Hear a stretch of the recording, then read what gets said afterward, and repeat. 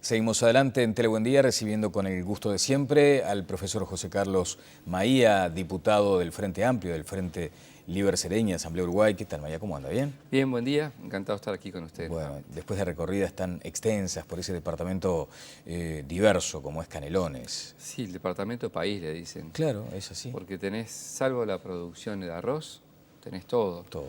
Y son, en este caso, 30 municipios, cada uno con su identidad.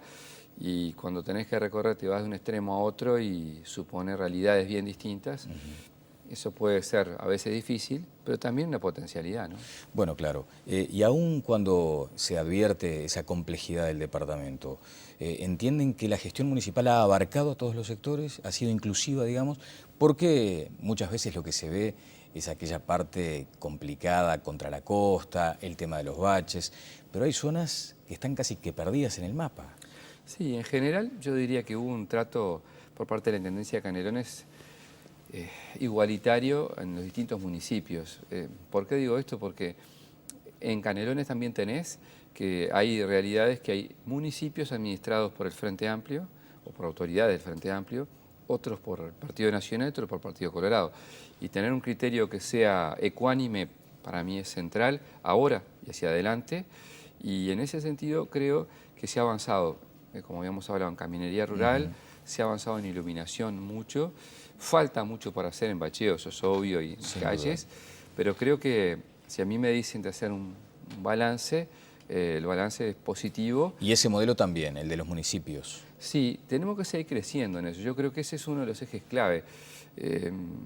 La ley te permite llegar hasta determinado punto porque la Constitución, digamos, te limita ir más allá de determinadas cuestiones.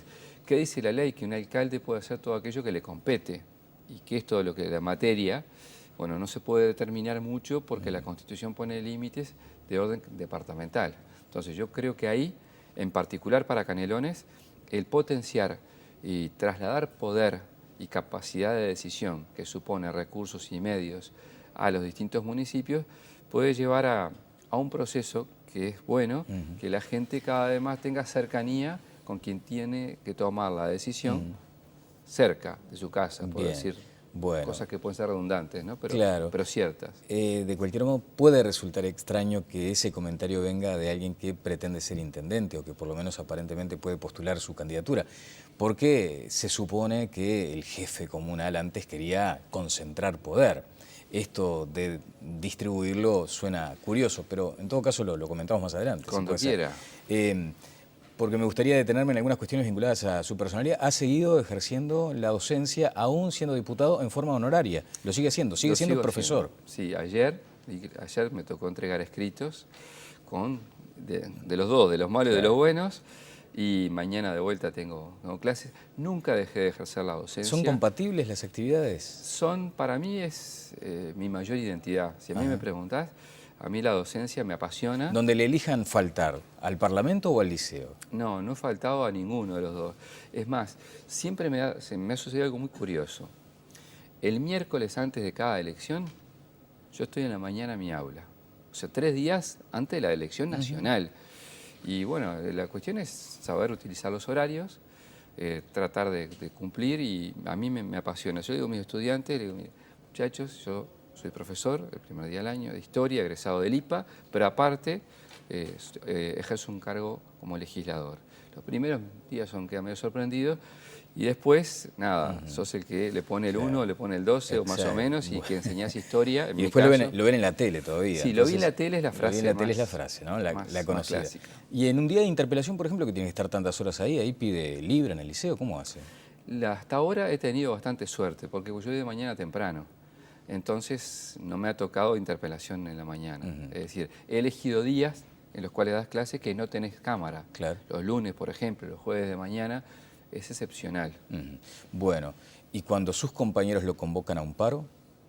Ese ha sido un camino difícil de resolver muchas veces. El año pasado en particular, yo los días de paro no concurría a dar clases y me generaba determinada contradicción, porque a la larga era un paro con una administración que yo integro. Pero preferí seguir esa línea para evitar malas interpretaciones en cuanto a que yo en realidad lo que voy ahí es a dar clases, no tiene otra vuelta, elijo alumnos de 15 o 16 años para que la concentración sea esa, pero digamos, le tengo que decir que no fue fácil. Estas acciones, ¿cómo las observa en su condición de docente, de legislador y de integrante de una fuerza política cuya sintonía siempre ha sido con el sector de los trabajadores, con el sector docente en este caso? En particular, por un lado me parece muy bien. Siempre se ha dicho también que hay una especie de seguidismo entre el PIT-CNT, movimientos sindicales y los gobiernos los gobiernos de izquierda. Bueno, creo que eso efectivamente no pasó el año pasado, cuando se dio una serie de movilizaciones importantes. Eso habla bien en el sentido de la independencia de unos y otros, que está bueno. Claro. Y por otro lado, si tú me preguntas por las medidas, yo creo que fueron exageradas en cuanto a que esta es la administración que más recursos le ha dado a la educación y que sin duda alguna ha mejorado una calidad en la calidad de los ingresos de los trabajadores de la educación. ¿Siente al interior de su clase o de la institución en la que trabaja esa frase tan reiterada de que el rehén es el alumno con este tipo de medidas, que podrían buscarse otras opciones, otras alternativas? ¿Lo plantean las asambleas? ¿Acude a ellas? No. Trato de separar bien los tantos. Yo exclusivamente voy a mis clases, saludo a mis colegas, a mis amigos que son de toda la vida. ¿Pero integra la FENAPES, por ejemplo? Lo integro como afiliado general, sí, pero no tengo ninguna vida sindical, ninguna. No porque me parece que... nada, ahí habría un conflicto. Hay un conflicto. No bueno, corresponde. pero digo, comparte muchas veces esa sensación de que es el alumno el que queda la comparto porque creo que se podrían tomar medidas distintas. La legitimidad la tiene la asamblea de los docentes agremiados son libres de tomar la medida que quieran, y en ese sentido creo que lo principal es el estudiante, ahí es el centro de todo lo referido a la educación.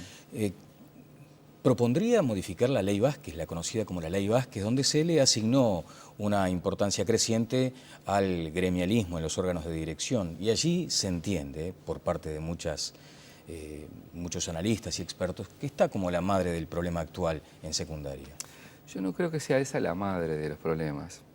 Si bien cuando se discutió, incluso en la interna del Frente Amplio, yo tuve una opinión distinta, en lo que terminó siendo la ecuación de la conducción de la educación, el concepto para mí es este: la mejor decisión es tomar el toro por las astas y tener una gestión de excelencia. Por ahí pasa la cosa. Y sobre todo, nosotros estamos comprometidos públicamente a incrementar los recursos en materia de educación. La idea es no agregar recursos para hacer exactamente lo mismo, sino poner nuevos énfasis en esta administración. En educación inicial y primaria han habido avances sustanciales y creo que hay una base estructurada de años más fuerte. A nivel universitario se ha incrementado la tasa de egresados y gente que se ha ido recibiendo. El cuello de botella es secundaria. Educación media. La educación media. Nos quedó pendiente, por ejemplo, la creación del Consejo de Educación Media Básica y Superior. Para eso tenés que conversar mucho con los trabajadores, con los educadores, tenés que trabajar en la interna del sistema político, porque sería de hacerlo un cambio estructural y revolucionario. ¿Hubo mucha mirada ideológica o ideologizada o partidista con el tema del Promejora? ¿No era interesante haberlo ampliado? Sí, yo creo que se ideologizó de los dos lados. Claro. Esa es la verdad. A mí me pareció una experiencia interesante y que a la larga se llevó adelante. Pero creo que nos equivocamos todos. Algunos en embanderarse como que era eso, la revolución, y los otros diciendo esto no se puede tocar ni con un palo.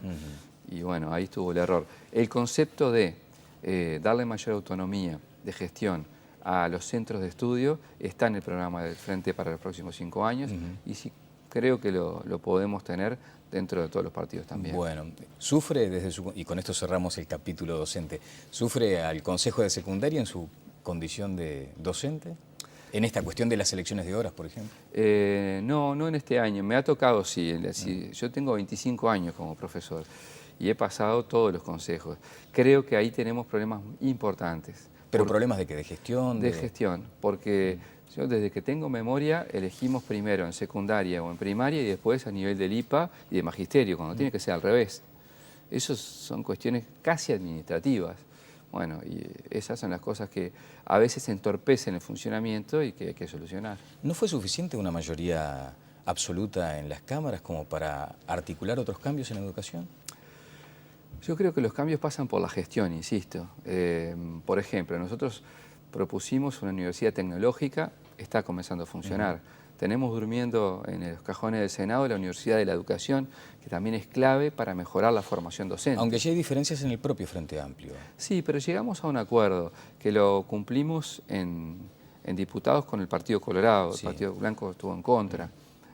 Ojalá podamos, yo aspiro cuando pasen las internas, a hacer un embalaje final y tratar de sacar a la Universidad de la Educación. Llevamos 60 años separados lo que hizo Grompone y lo que hizo Vaz Ferreira. Bueno, es hora, no puede ser que tengamos a una persona que sale egresada de educación física y es licenciado en educación física. Y una persona en historia, en biología o maestro no es universitario. Es una contradicción que es difícil a esta altura explicarla. Se precarizó además la profesión en sí mismo, ¿no? Hay quienes entendieron que ser docente era casi una tabla de salvataje en circunstancias laborales complicadas. Y sobre todo en la época de 2002 se dio eso. Ahora creo que bueno, está cambiando un poco la cosa y una de las apuestas fuertes es a que uno sea mejor profesional y que tengamos la autoestima más elevada, que la precisamos todos. Bueno, celebró el otro día en su cuenta de Twitter que el presidente Vázquez hubiera señalado a Danilo Astori como futuro ministro de Economía si efectivamente resultaba reelecto. Y acá se ha hablado de continuismo, por ejemplo. ¿Qué? Pero vamos a tener a Astori. ¿No es adelantarse, no es poner la carreta delante de los bueyes cuando no está la interna resuelta?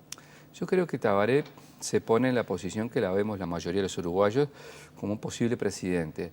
Y creo que envía señales muy buenas para el Uruguay promedio. Si le preguntamos hoy, mañana en la encuesta, para qué le pareció a la gente la decisión de Tabaré de señalar a Danilo como ministro de Economía, yo estoy convencido que el promedio de los uruguayos con esa medida está absolutamente contento y satisfecho. Creo que para el Uruguay es una muy buena decisión, asegura la continuidad de las políticas públicas en materia económica, que han sido de los aspectos más exitosos de los gobiernos del Frente Amplio, y además asegura también la profundización en algunos cambios estructurales que se vienen desarrollando y en el cumplimiento del programa. Lo digo a los efectos de los giros o no giros a la izquierda. Claro, bueno, sí, también allí hubo un pronunciamiento firme de Y ahí Vázquez. además creo que plantea una sintonía importante, porque no solo habla del ministro de Economía, sino del director general de la OPP. Exactamente, lo ha Y señalado. tener un equipo económico con una sola mirada y con la posibilidad de tener esa cohesión y esa firmeza, yo creo que está bueno. Que no sucede hoy, digamos. Y hubo puntos de vista distintos, eso no se puede ocultar. Eso es un dato de la realidad. Que Álvaro García fue el ministro entrante cuando Danilo se retiró a los efectos de la campaña electoral. Y es un hombre de notoria capacidad. Yo creo que con Danilo en Economía y con Álvaro García en OPP podemos tener... Se evita el problema actual. Podemos tener una sintonía más fina y yo la verdad creo que es una decisión muy inteligente de Tabaré. ¿No se apuró entonces Vázquez con esta designación anticipada? Yo creo que Tabaré, si hay algo que hace muy bien, es manejar los tiempos. ¿Danilo lo hizo también en ese sentido cuando dijo la candidata a la fórmula debe ser Mónica Javier? Sí, porque lo dijo, a ver, fue como como dicen los que están en publicidad, una campaña de expectativa. Primero fueron otros los que dijeron con nombre y apellido, el vice es fulano o la vice es fulana. Es decir, hubo nombres concretos. Me llamó muchísimo la atención cuando Danilo dijo que tenía que ser Mónica Javier, cuando él se había referido a una mujer, que sorprendiera esto. A esto también voy con lo que dijo Tabaré, ¿no? Tabaré toma la decisión luego de tomar en cuenta los aportes del Frente. Él así lo dijo públicamente. Creo que también a las claras pone las cosas en su sitio. Bueno, es apasionante el tema porque además allí podría haber una consideración respecto a que asumió un poder de veto, digamos, Astori con esto, ¿no? Diciendo, bueno, esta es la que yo quiero. ¿Hay algo de eso también? A ver, hizo una propuesta a nombre del Frente de Sereñi. Que no es otros compañeros hicieron la propuesta de Lucía y de Raúl. Y la última que llegó fue la de Mónica. Así que La última decisión será de Vázquez. la última decisión es de Vázquez y está bien. Bueno, ¿y la decisión suya pasa también por una candidatura a la Intendencia de Canelones? Sí, pasa por ahí. Es una decisión que la tienen que tomar, obviamente, el Frente a su tiempo. Lo que yo he dicho es que si los Frente Amplistas, si el pueblo Frente Amplista decide que yo sea candidato, estoy dispuesto a asumir el desafío. Múltiples candidaturas en Canelones. Sí, ¿Eso claro. cómo lo observa usted? Bien, yo creo que está bien. Tuvimos esa experiencia en 2005, no la tuvimos en 2010 porque todos confluimos que Marcos tenía que ser nuestro candidato y en particular me parece una buena decisión del Frente si vamos con múltiples candidaturas. Bien, voy a permitirme leer si efectivamente es así. El Partido Comunista impulsará a Víctor Rossi como candidato a la Intendencia de Canelones. ¿Le consta esto? Nosotros hemos conversado con los compañeros del Partido Comunista, ellos manejan el nombre del Toto, como le decimos nosotros, y sobre todo plantean el concepto de la candidatura única, y según nos transmitieron, irían con una opción propia. Sí, por eso... No sé si va a ser Rossi. No sabe si va a ser Rossi, pero me gustaría detenerme en el argumento. Consideran un problema de visibilidad y gestión en los postulantes, y eso le toca. Claro que me toca, pero bueno, son opciones. A mí no me parece bueno los términos que fue formulado públicamente. Sí me parece legítimo que los compañeros tengan su propio candidato. Acá hay un tema que es importante, que pasa por la renovación en el Frente.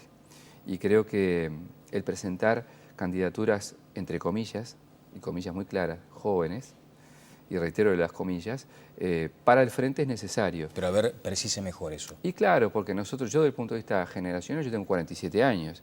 Soy joven para la política uruguaya, no para el mundo. Y en ese sentido, el Frente Amplio tiene que a determinados niveles desarrollar propuestas renovadoras desde el punto de vista generacional. Y en ese sentido, los candidatos propuestos ofrecen esa oportunidad. Cuando tú ofreces esa oportunidad, también ofreces quizás un flanco que es el menor conocimiento en la opinión pública. Bueno, estamos dispuestos a asumir ese desafío y con los otros compañeros a que el Frente Amplio tenga una tercera administración en Canelones. Una tercera administración que pasaría entonces por esa renovación de cuadros también a la hora de la gestión.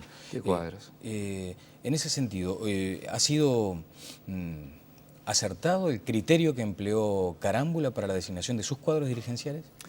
En la primera administración y en la segunda administración hay un norte que es común, que ha puesto gente generacionalmente más joven que las estructuras nacionales. Y eso es una cosa que yo saludo y me parece muy positiva. Acá me parece lo más importante no atarse a cuestiones que mañana capaz que tenés que revisar. Claro. En mi opinión, tenés que elegir a los mejores cuadros de estas administraciones y respaldarlos para una próxima y tener una dosis de renovación en aquellas áreas que entiendas que hay que renovar. ¿Se puede competirle al candidato del Riñón de la Intendencia, en este caso, por ejemplo, a Yamandu Orsi? Yo creo que sí. Con Yamandu tengo la verdad, una excelente relación. Hemos tenido encuentros a los efectos de ver cómo ponemos puntos en común hacia el Canelones 2015-2020 y creo que sí porque uno lo que puede plantear como alternativa es la unidad del Frente Amplio y la renovación. Yo creo que la dosis para el pueblo Frente Amplista y para los canarios en particular pasa por tener algunas continuidades, pero saber que tenemos que renovar la agenda. Bien. Y usted incluye además ese concepto de descentralizar cada vez más. Sí, claro. Para mí tenés que transformar eso en una oportunidad, en profundizar la democracia, en dar mayor ciudadanía. Es un proceso que se inició con ciertas dificultades, que algunos de nosotros las planteamos. Más allá de que sea cotos reservados, por ejemplo, a otras fuerzas políticas. Sí, claro, porque es parte de la diversidad. Bueno. Eso ha pasado y creo que Canelones lo va a seguir viviendo. Bien, José que Carlos, adelante. Para cerrar, simplemente un comentario a propósito de lo que dijo Orsi aquí. Señala que efectivamente a veces la gestión municipal de Montevideo impacta sobre la de Canelones por aquello de la política metropolitana que debería ser llevada adelante. Y atiende a la gestión de los residuos, por ejemplo, como de impacto sobre el departamento canario. Allí hay como una relación difícil, compleja, entre las intendencias. Yo creo que eso tenemos que mejorarlo.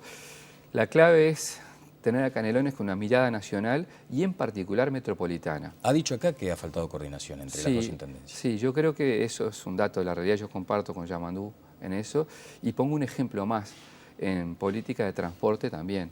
Los efectos del corredor Garzón sobre Canelones no han sido positivos, se han mejorado en los últimos tiempos, y eso hay que decirlo con todas las letras, y aspiramos a que el que está hacia el corredor General Flores tenga una mejora aún mayor y que podamos proyectar desde lo nacional, pero para Montevideo y Canelones, un corredor que haga mucho más dinámico la llegada de la gente de Ciudad de la Costa hacia el centro de Montevideo. Ahí tenés un cuello de botella muy complicado, sin dudas, que no se soluciona en una administración, ni desde Canelones, ni desde Montevideo. Están pensando en Avenida Italia, por ejemplo. Estamos pensando en Avenida Italia y Giannatasio, por ejemplo. Y Giannatasio. Ahora, esto de General Flores, ¿no hubo consultas entonces entre las intendencias? Eso fue fundamentalmente de Montevideo. Por eso coincido que eso hay que mejorarlo y sobre todo pensar en esto como una articulación metropolitana. Y a eso me refiero cuando podemos plantear una agenda distinta y ojalá superadora en los próximos 5 años. Bien, cuénteme a cuenta de si es intendente. A ver. ¿Va a revisar las cuentas de la actual administración? ¿En qué sentido? En el sentido de lo que hacen algunos jerarcas cuando asumen un cargo, dicen, bueno, vamos a ver cuáles son los números actuales de la intendencia, cómo se manejaron, con qué criterios, donde hubo, por ejemplo, algunas sensaciones de irregularidades en la venta de terrenos, o sea, auditar la gestión de Carámbula, ¿es uno de sus objetivos? No, auditarla como tal no lo tengo dentro de los planes. Sí, claro que uno tiene que acceder a toda la información y parto de la base que eso se va a dar naturalmente. No me lo imagino distinto. Hoy yo levanto un teléfono y puedo hablar con el intendente, con el secretario general y obviamente planteada una hipótesis de trabajo de cambio de administración frente amplista, que es la que estamos, por la cual estamos trabajando, vamos a tener que hacer una transición y poner una puesta al día con todo lo que está funcionando en todas las áreas.